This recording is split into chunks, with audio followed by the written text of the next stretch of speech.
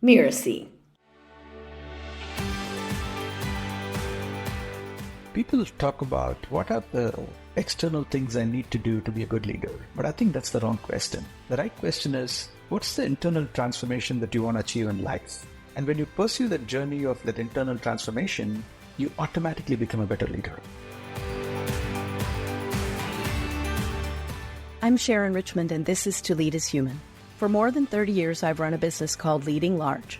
I help C-level executives up-level their impact, clarifying priorities, energizing their organizations, and building cultures of accountability and respect. In this podcast, we help you envision how to supercharge your leadership by introducing you to executives who lead with intention.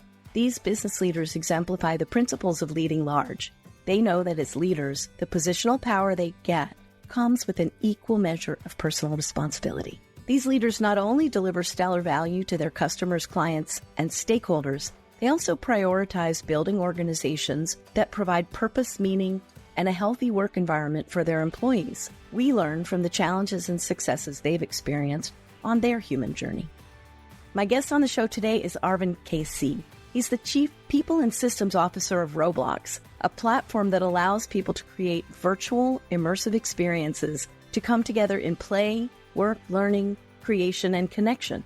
KC has been on his executive leadership journey for more than 25 years, mostly focused on leading internal product development teams. The first half of his career, he built supply chain systems in semiconductor companies. At Facebook, he went deep in understanding what enables exceptional performance in organizations and teams and how technology can accelerate that. Then, as CIO and head of People Ops at Palantir, and most recently as the VP of Engineering at Google, his teams built products that shape people, processes, and culture. KC holds a BS in Chemical Engineering from the Institute of Chemical Technology in Mumbai and an MBA from Santa Clara University in California. As you listen today, notice KC's perspective on minimizing the negative impact of the natural power differentials in your organization. And you may even want to take notes when we get to talking about how leadership will need to change as we more fully embrace an AI-augmented world. Welcome, KC. I'm so excited to have you on the show. Thank you for having me, Sharon. I'm really excited to be here with you. Thank you. So I did give a quick overview of your leadership journey to our listeners, but maybe we start out by building out on this a little bit more, and maybe you can think about how would you describe your leadership trajectory from beginning to today? I started off as an engineer building supply chain solutions. And over time, I just started inheriting teams because I just was better at that particular craft of building specific supply chain products than others who were newer to the profession. And it took me a while to realize that I was given the job of leading people, not because I was good at leading people. I was given the job because I was technical. And I hence made quite a few of the mistakes and soon either lost my technical edge and wasn't a good leader either. And that's when I realized that the path to leadership is a very deliberate path, just like the path to learning any technology is. And you have to think of it as a craft that you learn constantly. Any craft you learn by surrounding yourselves with people who are good at that craft, by reading a lot, and by getting feedback. And so that's been my journey as my teams have started off from a handful to close to 1,000. It's always been a constant question of asking, what is my job right now? What should I pay attention to? And each time I ask that question with a lot of curiosity, then I'm able to get a bunch of insights on what I need to focus on. That's great. So if you think about the arc, it's both an ascending arc and also a deepening arc, a developmental arc. So maybe we can walk through some of the specifics and let's pick whichever place you'd like to start for where you feel like you really started flexing leadership. And let's just kind of go stage by stage and think, well, what was important there? What did you learn at this job?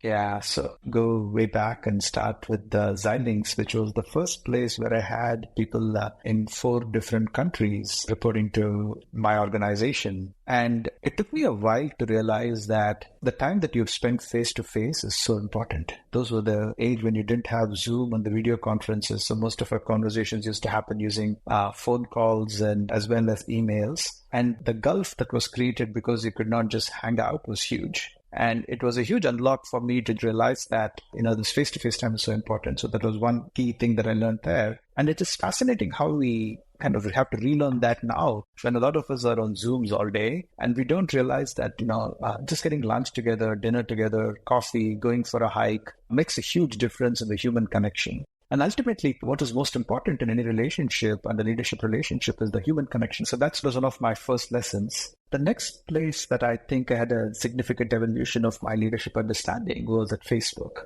I think few things that were important as part of that learning. First is it was before Facebook was a public company. So the growth that Facebook was going through was just fascinating. And I realized the importance of being able to hire before the demand hits you, because I felt that for the first couple of years at Facebook, I was always catching up. Maybe for the entire time at Facebook, I was catching up. And the importance of prioritizing, hiring, and getting the right hires was a key lesson for me. So as a leader, I usually the question to ask yourself is, do you have the team for tomorrow right now? And if you don't have the team for tomorrow, then you are going to be at a significant disadvantage tomorrow. So that was a critical lesson. The second lesson that I learned at Facebook was how important culture is, right? And I define culture as what do people do when you don't tell them what to do? And that to me is the definition that has resonated the most. And Facebook was very active in fostering a culture of speed, a culture of innovation, a culture of attention to outcomes.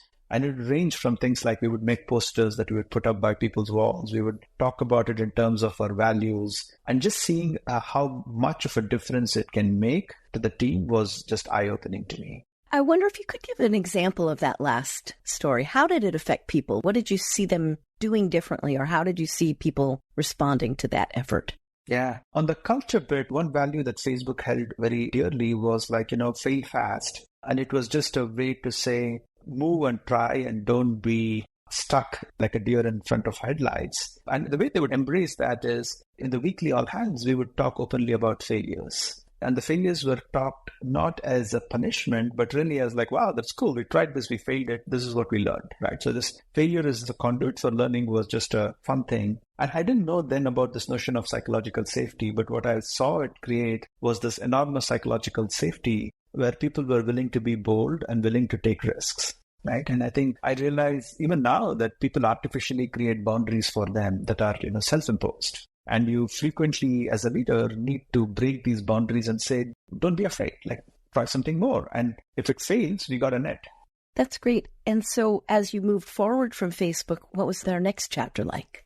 I loved my time at Facebook. I didn't think that I would leave Facebook. I was fortunate to talk to some of the early people at Palantir, fascinating company, very different from Facebook. The thing that I loved about Palantir, maybe a couple of things. One is extremely mission-oriented, right? The people were so bought into the mission and the positive impact that Palantir had on the world that it was just a bunch of extremely hardworking people, primarily driven by mission and meaning. Right? So that was my key lesson is how important meaning is to unlock greatness with people, right? So that was one aspect of it. The second thing in Palantir, which I found fascinating, which I see very few Valley companies do, is you are not limited by a role or a level to try something very different. So you could be really young and the company had a system where you would be given outstanding opportunities. And it is just fascinating to see how people who are not shackled by experience just be bold and try some very different things. So I thought Palantir is the company where they truly cultivated an artist colony, where people were completely respected for the strengths that they bring into the table and given outstanding opportunities. And if they succeeded, you got more of that.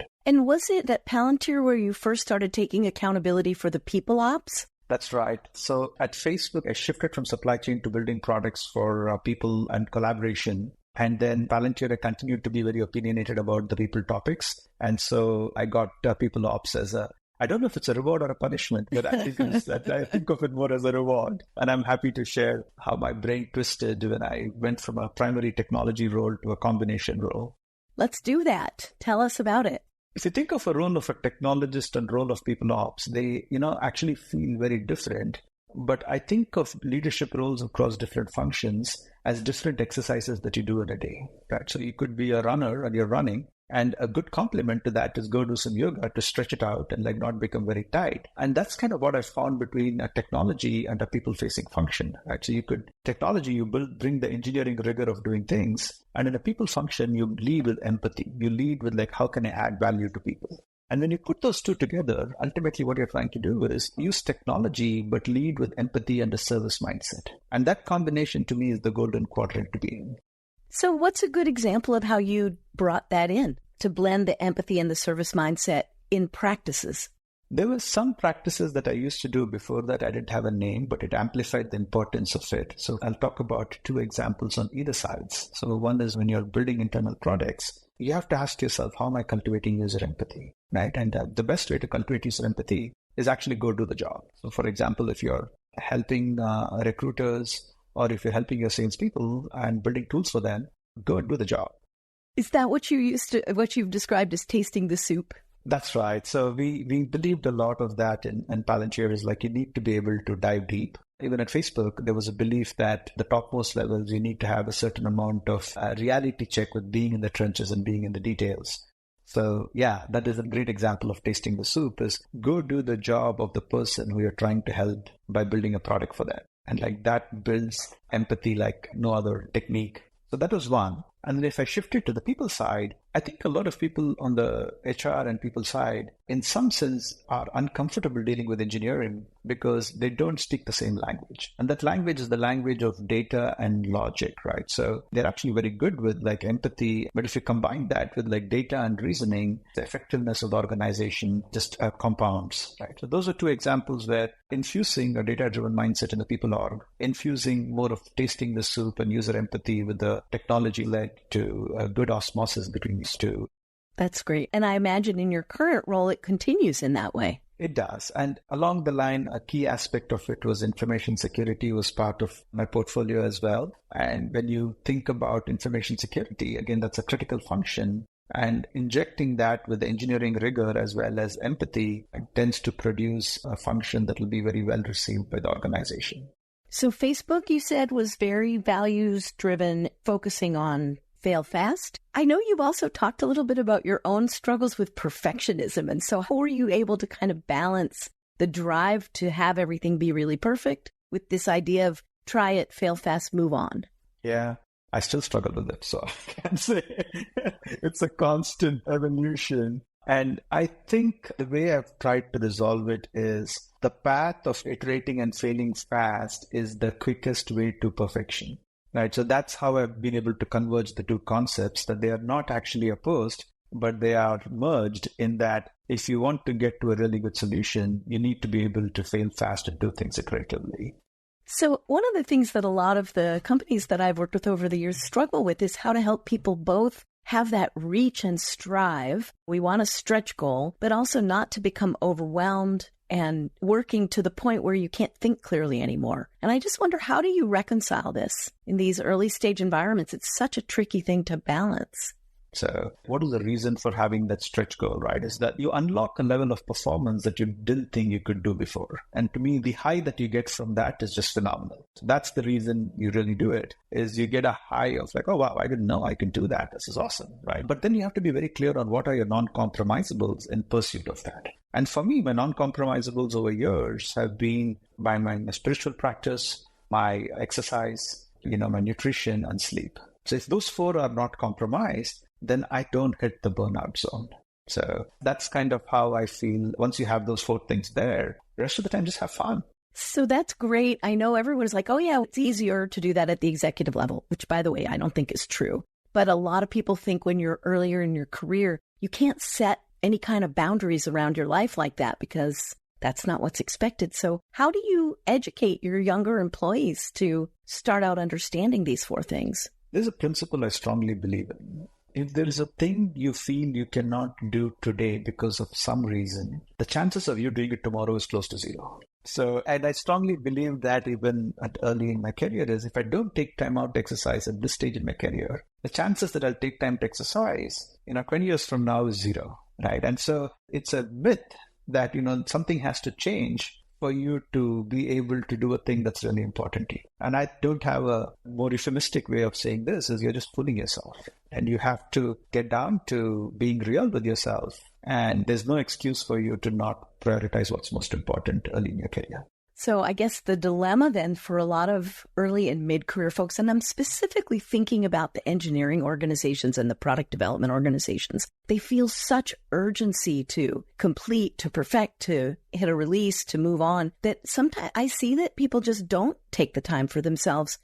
Yeah. So I'm reminded of a piece of data that I read many years back, which was studying the traits of people who are exemplars in their profession, ranging from musicians to sports to artists and a whole range of professions they studied. And what they found is, and these are people like Tiger Woods and Mozart and a few others, right? In many cases, the amount of practice that you needed to do for truly being like excellent was of 6 to 8 hours of deliberate practice every day. Mm-hmm. So I was like kind of shocked because I thought that number should be much higher, right? And the key was, how deliberate are you with getting better at your craft? So it's not the quantity of time that you're spending. It is the quality of time in improving your craft. I think the best in the field needed only 6 to 8 hours to get really good at their craft. Why are you spending more time than that?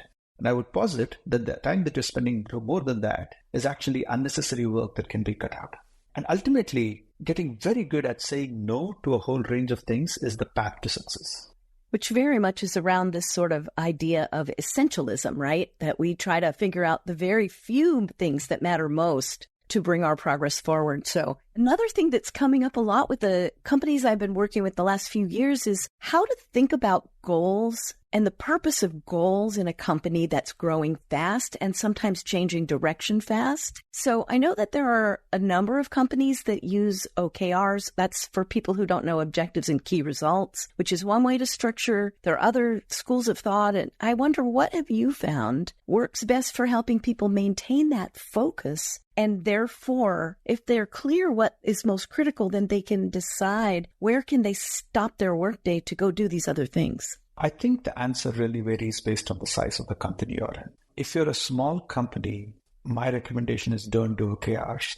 Small being what size? Anywhere where you can talk to all the people, have a reasonable conversation every week. Don't do OKRs. It's a bureaucratic process. Just hang out with people and just be clear on what's most important. Just tell people what's most important, what is in as simple a way as you can, and just keep doing that regularly. As you get bigger, you don't have a good mechanism for doing this at scale. And really, that's the reason I feel OKRs and set of goal-setting systems have been invented. And frankly, I don't have a better version than OKRs for setting goals and being clear. But in a heartbeat, if there was a better approach, I would take it. So for larger companies, the process is so onerous. Usually at best, companies set OKRs at a quarterly level, which means by definition, you're not flexible enough to make rapid changes, right? And so I haven't cracked the nut, Sharon, frankly, on how do you get to be really successful at scale. I'm hoping to crack that nut at Roblox. Currently, my lousy answer for that is how do you be very successful and fun at a large size is to don't become a large size, be small.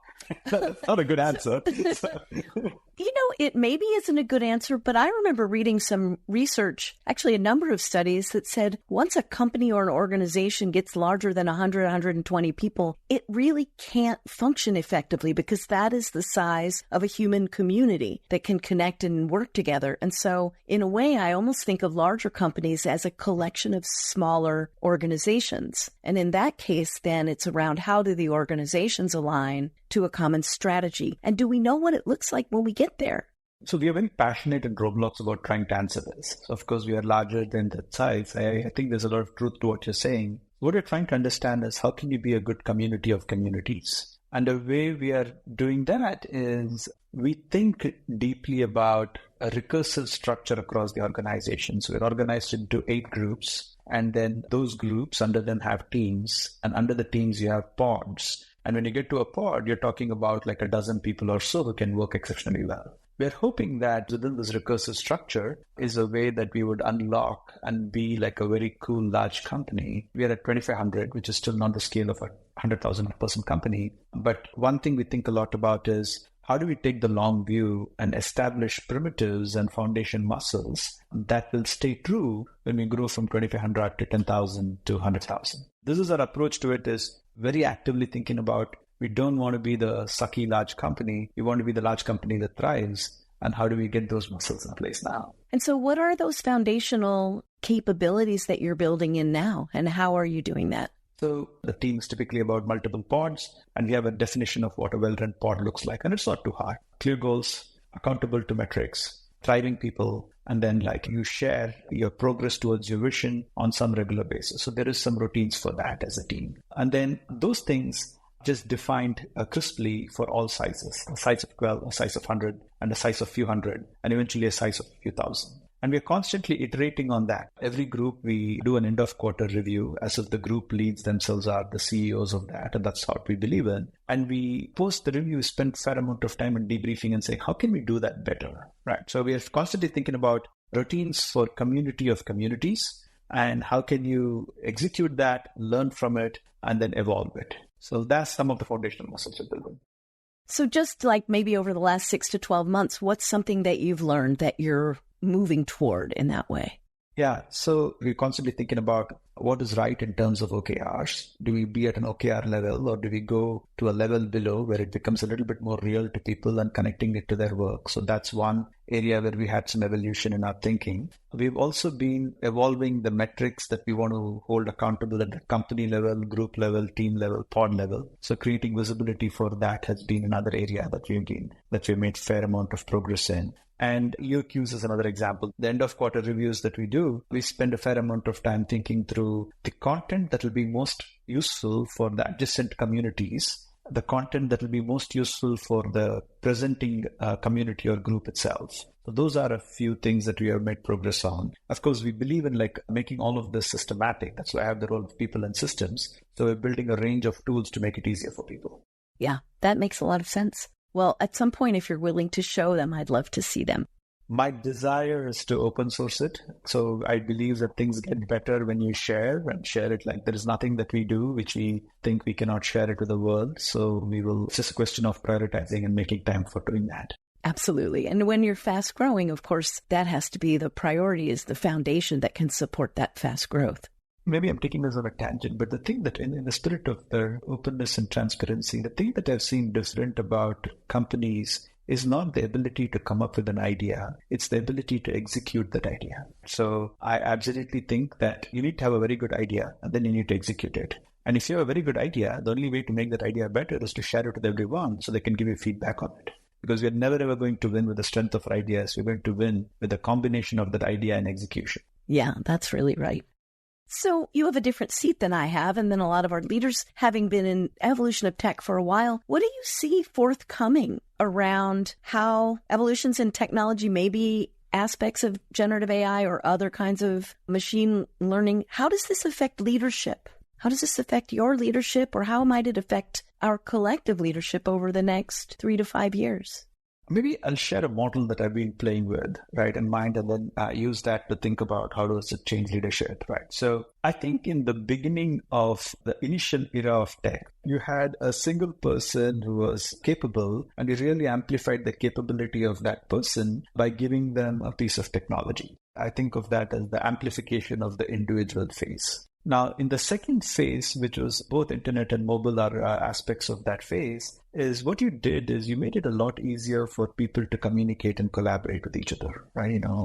Good video conferences, things like Google Workspace, your Slack, a bunch of things just help people to get work done well as teams. I remember early engineering, it was super hard to collaboratively code. And now when you use GitHub and so on, it's just a lot easier to do it, right? So I think of the second phase as amplification of the team. I think we are at a third phase right now, which is an amplification of a mixed team. And what I mean by that is this team is no longer just humans. It is a combination of humans and machines, right? So now what you have is, when I was talking to somebody who was starting a company and jokingly said, my co-founder is GitHub Copilot because that writes half the code, right?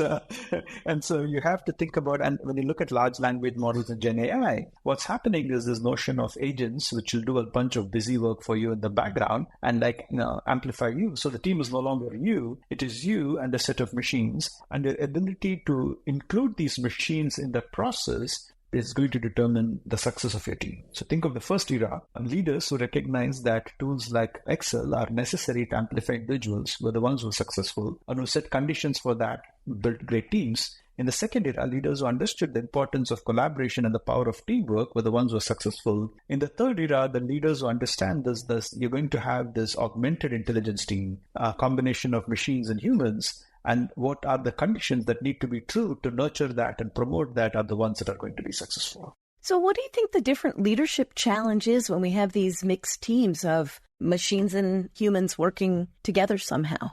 So in some ways, the primitives of what you think about are not very different. You just have to apply it to a new context, right? So when technology changes, you're not asking different questions, but you're kind of re-asking some of the basic questions, right? So like, for example, one is there's a speed of evolution that's happening. So how can we stay current and top of it is an important question to ask. The second question to ask is, how is the work that I'm doing or my team is doing or my organization is doing going to be very different? And what would I have to do if I were to reimagine it, assuming that I had nothing that I had today? So that's like a second question that you'd have to ask yourself. The third is, what kind of skills do you need, right, in the organization? The fourth is, what kind of new ethical, safety, civility challenges are being now brought into fore? And how do I prepare to be responsible in dealing with that? So like there's a fourth dimension. These are some sample questions, not exhaustive questions. But I think you got to ask, there is something that's changed in the environment. And you can't continue to operate the way you've been operating. So you got to go back and ask the questions to say, this is a new environment. How do I deal with this environment? What are my 10 basic questions that I want to ask? And do I have good answers to these 10 basic questions? So that is how I think you can be ready and prepare for this change. I'm curious, have you talked with Dart Lindsley at all about the inverted organization and the two-sided market of employees? This has been many years ago. I haven't spoken to Dart lately. Well, it just made me think what you were saying, because what he's been doing a lot of thinking and talking about, viewing employment as a two-sided market and shifting the way that we view the employer-employee relationship to be more similar to the company-customer relationship, that we are selling, if you will, a job to a person, and the job is the product. And he's really thinking a lot about how to rethink the way we design jobs, similar to how we design products. And there was something that you just said that brought that to my mind. I think it's a very powerful one. And you don't have to think about what is in the future. The future is already here. It's just not evenly distributed, right? So, and I like the framing quite a bit. I think the companies that are able to overcome inertia and think about the inverted organization model, a product model for employer and employee, as well as how does this new burst of technology that's happening, how does it change everything we're doing, are going to be very well poised. We're doing our best in Roblox to stay abreast of all of these and, rethink a bunch of practices and from a fresh perspective. But I love this model of a customer and like a job as well. And I think there's a lot of power to it. Maybe one other additional thought to it is we've always in the enterprises been very enamored by the sports metaphor, where you're actually contracting the person for a very clearly defined set of skills for a period of time. And then you're never employed for life and you go, and then you have to be very relevant to get renewing your contracts. You're kind of drawn to the model, but there are practical implications of doing it at scale because people want like a sort of certainty, and it's very disruptive for a single company to try and do it as opposed to the ecosystem to do it. I suspect we may run into some of those challenges in this product model. That's very interesting. This is a big piece of how I'm imagining we will evolve as leaders, to think differently about what experience are we offering. And maybe that's a good transition. One of the things that I saw on your Musings blog, KC Musings, is you're talking about the balancing of being both demanding and supportive. And I think you were quoting someone else's conversation there, but I find this very compelling. And I've done a lot of facilitating of leadership classes over at Stanford at the business school. And one of the things we do is this class everyone calls touchy-feely. It's interpersonal dynamics. And what we talk about in that class a lot is how to be both challenging and supportive. I think that's somewhat similar to what you're describing. So I'd love to hear, how do you put this into practice, and maybe a story or two that others could draw inspiration from? Yeah, I'm happy to go there. But before that, thanks for reading my musings. I think that'll make three people now, my mom, my wife, and you who have read it. So, so I'm happy to increase the total number of people who have read it by 33%. So. Look at that. I also really love that you write when you do, and then you say, oh, it's been a while. And I'm like, yeah, that's kind of how I write too. So I feel good about it because it's self-affirming and it's thought-provoking. I think you got to, for me, it's like realizing that you're doing a disservice if you don't do both together. If you're very supportive, but you're not challenging, you're just creating somebody who's going to have not lived up to their potential. If you're challenging, but not supportive, frankly, you're being an asshole, right? So you don't want to be on like either end of these, right? And I don't see a better version. I mean, I don't see that's the golden quadrant to be in, right? Being really empathetic, but not setting a low bar. It just unlocks a level of performance in people that is probably the biggest reason to come to work. Ultimately, you have to come to what is your role as a leader. And I strongly believe that it is not about your success, but it is about helping other people be successful. And if you internalize that and become a giver and like really think about how to think of others and not of yourself, you have to. This is what you'll have for your child. You'll be challenging and supportive. So why would you not do it for people you work with?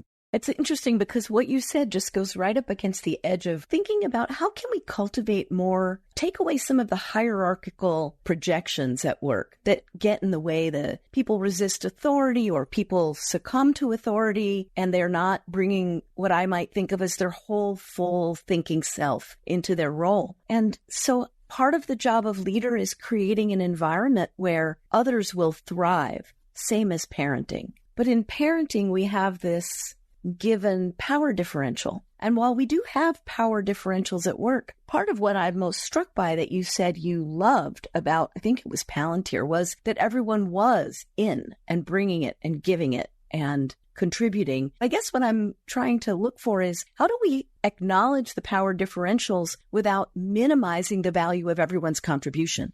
Yeah, no, it's such a good question. I think in my purest days, I had the belief that this power dynamic could be eliminated. But I realized that as I get more gray, that, humans are humans and it's not going to change.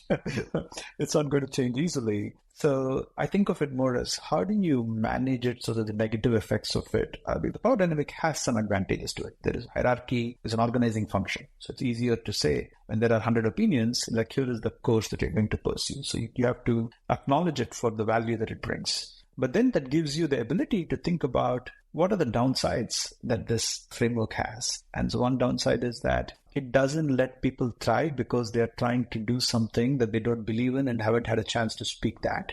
So that is one big downside. The second is it has got the risk of doing the wrong thing because people overweight the voice of the authority. So first of all, you got to get the principle that it's not a bad thing, but it needs to be managed. And then you can go through a whole range of techniques, right? And the techniques that I like are, one is just make yourself accessible. Like when people see you as a human, then they know that you can be reached and you can have a conversation. And second is, there is no reason to be disrespectful to anyone, right? At the moment you act like an ass, even once, the impact of that is huge. And the third is know that people who are coming to you with a point that is different from yours, it has taken a lot of courage for them to come to you. And so deeply respect and be grateful for that. The other things you can do is just, speak less, speak last. Share your point of view and color it with the conviction you have. So I would often say that here's what I think we need to do, but I have low to medium conviction, or here's what I think we need to do, I have high conviction, right? And both are fine because then your team knows how where you stand.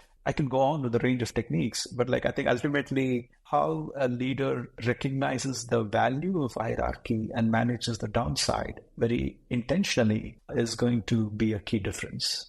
Yeah, and that is exactly why in the intro I talk about working with people to build cultures of accountability and respect. I find those are the two primary human needs. What am I accountable to do here? And will you respect me as I am doing it? Can we collaborate in a way that together we can hopefully come up with something that's a good idea, try it out, keep moving? I really think managers, leaders who lose their temper, they just lack the emotion management skill, which of course can be developed. You make a really important point. People talk about what are the external things I need to do to be a good leader. But I think that's the wrong question. The right question is, what's the internal transformation that you want to achieve in life? And when you pursue the journey of that internal transformation, you automatically become a better leader, right? So it's not about how do I not get angry or lose it with my team.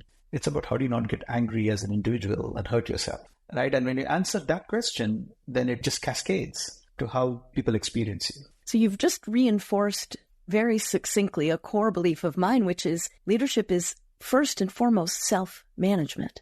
100%. In fact, I think it's such a big part of leadership that I don't know if there's anything else other than that, because the rest of it just comes automatically for free. Right? So it's instant. You just have to do that. And then I don't have any illusions that I've been very successful as a leader or something. But if I think if someone says what's been the reason for any success, it is the success in any internal transformation manifesting externally.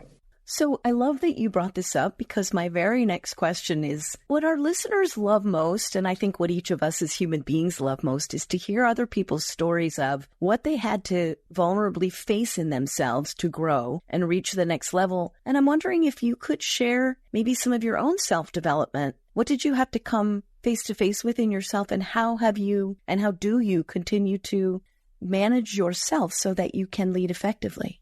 I'll talk about maybe one, if not a couple of big unlocks for me, right? And one big unlock for me was just realizing that life is for giving and helping, and life is not for taking and being self-serving. And I think that earlier in my life, that thing was not so clear. And somehow, I don't know what influences you have as you grow up in college, but you're always about hey, how do I get more money, more power, and a better title, and those very superficial pursuits are what you fill your head with. And dusting those cobwebs has been really important.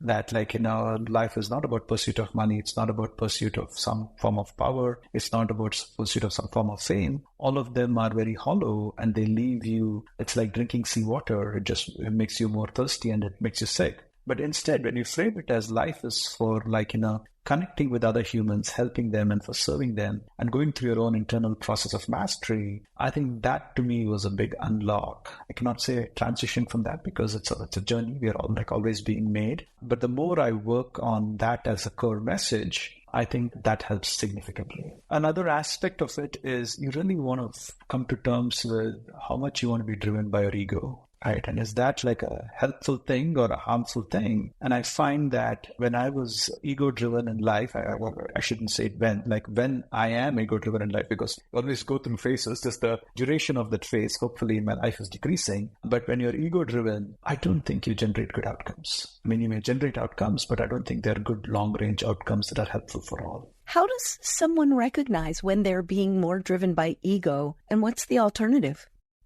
My general view is what comes in the way of recognizing what is obvious is a state of busyness. So I don't think you have to try too hard on how to recognize. You have to create the conditions where recognition is just happening all the time, and then it'll just come to you, right? So, and if you're too busy, you're going to be stressed. You're going to, at some point in time, given to being very ego-driven. So you just have to question yourself on do you have the right balance in life? Are you too busy? And if you work on that, if you have deep work, meaningful work, in the flow, not crazy busy, then you've created the conditions for introspection.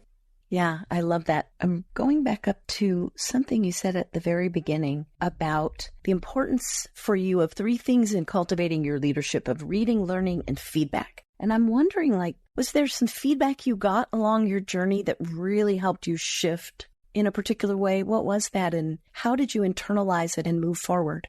Yeah. So I think for me, like many humans, the desire to be liked was a big driver early, but that causes you to fall into the zone of ruinous empathy, right? Where you're not direct with someone at the same time, you are being very kind. And that was my trap for a really long time. And this feedback that, and not in as clear words, but feedback that I had held back on critical development feedback for people, because there's a desire to not be an ass and be liked was much more prominent. The improvement of the person was very valuable for me to come to terms with, with just being much more direct and kind. Right. So then actually you don't go from ruinous empathy to direct and kindness right away. You go to direct and being harsh.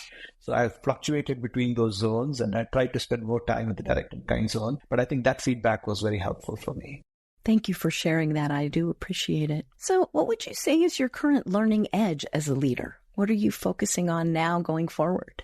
I'm really intrigued by what's happening in the world of artificial intelligence. I think it is going through an explosion similar to internet and mobile. And it's happening at a pace that was not there in internet and mobile. So I'm just reading a lot about it, trying to understand it, to see if you move to this world of augmented teams of humans and machines, what has to be true there. And I think having this unique role of technology and people function lets me think about it through both these lenses. So that's what I'm learning, and this sparks my curiosity.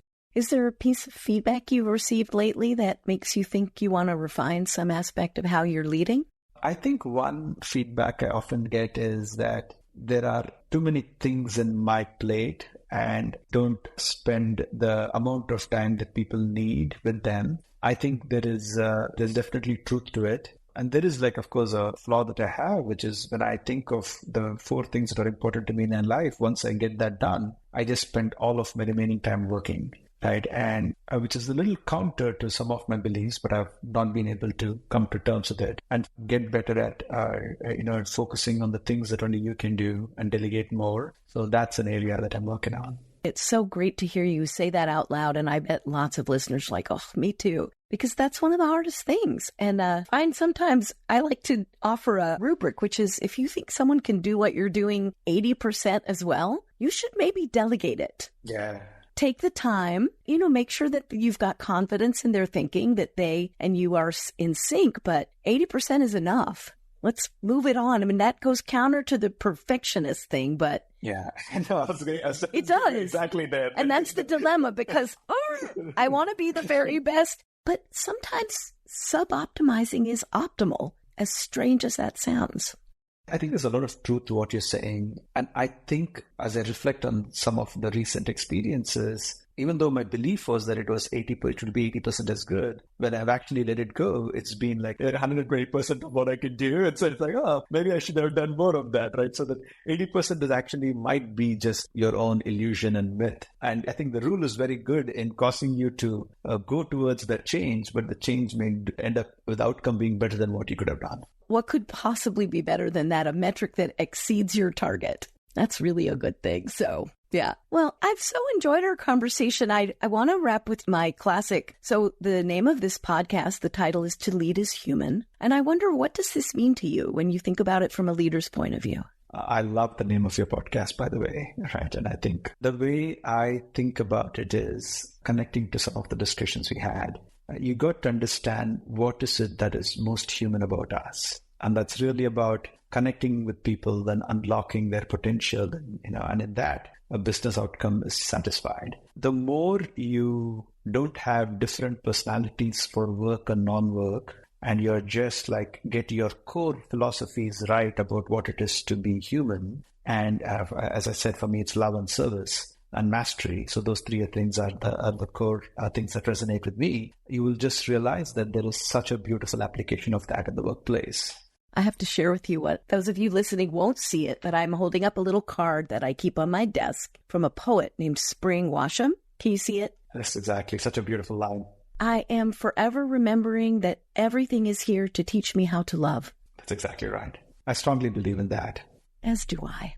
Well, I guess we're pretty much wrapping up. Do you have a piece of advice you'd offer to our listeners if they aspire to build these accountable, respectful human workplaces that are so exciting and successful to work at? Focus on the inner transformation. Who do you want to be as a person in life? And let the beauty of that manifest. And, here's the clue is to accelerate the journey. I believe that the purposes that all of us have is really not that different. And as I said, it's some combination of love, service, and mastery. And the more it becomes your own answer, everything is just absolutely wonderful after that. That's terrific. Well, thank you really from the bottom of my heart, KC, for being here today and talking with me about these extremely important concepts about how we bring people along in the workplace, how we show up as leaders, how we cultivate environments for success. I imagine lots of people are going to want to know how to keep track of you or find out what you're up to. So, of course, I did pitch your Substack already, but why don't you go ahead and tell people where they can find you? You can ping me on LinkedIn. I try to respond to anything which is a genuine connection, though it may be delayed in it. I write on LinkedIn about topics that are more technical, that are interesting to me, or topics around leadership. And as far as my thoughts and evolution, I write it in the KC Musings blog on Substack. So thank you for having a really wonderful conversation. Wonderful. Thank you so much. Please stay with us for a moment, and I'll share some takeaways from my conversation with KC and a coaching tip that will help you uplevel your own leadership starting right away.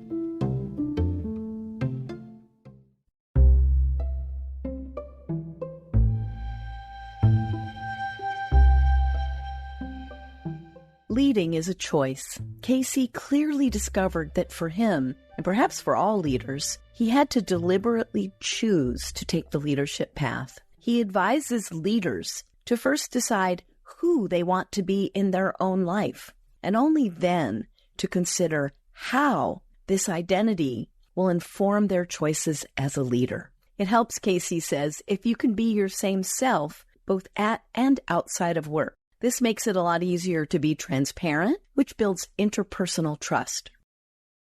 Reflecting on my conversation with KC today, there are 3 main takeaways I'd like to share, plus a bonus. Leading is service-driven, not ego-driven. To ensure he's keeping the right balance, KC regularly reflects on 2 questions. What is my job right now, and what needs my attention? Those are the immediate questions that keep him focused on the service needs in the organization. He supplements this with a 3rd, longer-term question. Do we have the right team today that we'll need for tomorrow? All early-stage companies face this challenge of balancing when to start recruiting for the talent you will need, often well before you need it, with the clear business signals that say it's wise to begin hiring. Leaders grow other leaders. KC points out we must unlock potential for individuals in the organization. And for us to do that, we must provide others with stretch goals and then guide them, offering a blend of challenge and support as they grow. Of course, this means that leaders will need to free up enough time to coach and guide the other leaders as they're growing. So this means delegating. I typically advise executives that if someone else can do a job 80% as well as you should delegate it to them as a way to help them grow. KC laughed at this and then told us that when he successfully does this, he finds they may actually do the job 120% as well, not just 80%. And certainly he said it made him more curious. And with AI on everyone's mind and the uncertainties about how it will impact our lives, I asked KC, how did he think leadership might need to change? To this end, he asks you to think about 4 things. 1, what will be the speed of evolution, and how do you stay ahead of it? 2, how is the work our organization does going to change? For the individuals, for the teams, and maybe for the whole organization. Can we challenge ourselves to redesign the work from scratch, as if we started with a blank whiteboard? 3rd, what skills will we need in our organization? And I would like to add, do we build that talent or do we buy that talent? Meaning grow people from within or hire from outside. And the last question KC wants you to consider, and I really want to support him in challenging everyone to think about this. What are the new ethical, safety, and civility challenges that we should be responsible for as leaders?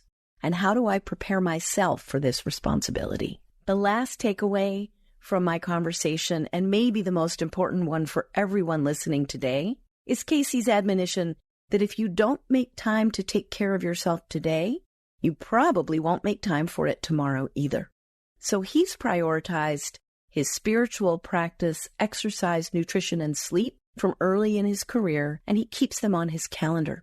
As for today's executive tip, I say we take it directly from KC. Take your own calendar out right now, if you're in a safe place, and schedule some of the self-care activities that you need, just as you would schedule an important meeting. You, dear leader, are a human being first, not a human doing. And we must care for ourselves if we're to provide the focus, energy, and delivery that will build our organization's success.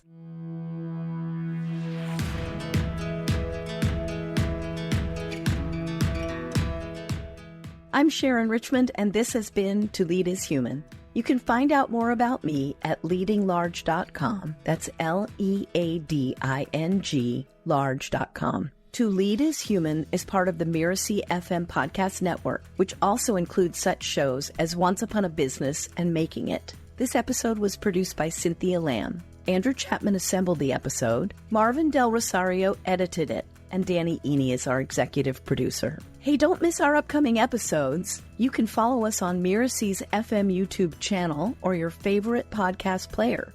I have 2 requests for you. First, put down a starred review and tell everyone what you took from today's conversation. I want everyone who reads your review to listen as well. And second, make sure that you share something you learned with another colleague, because the more leaders we help to grow, the better leadership will become all the way around.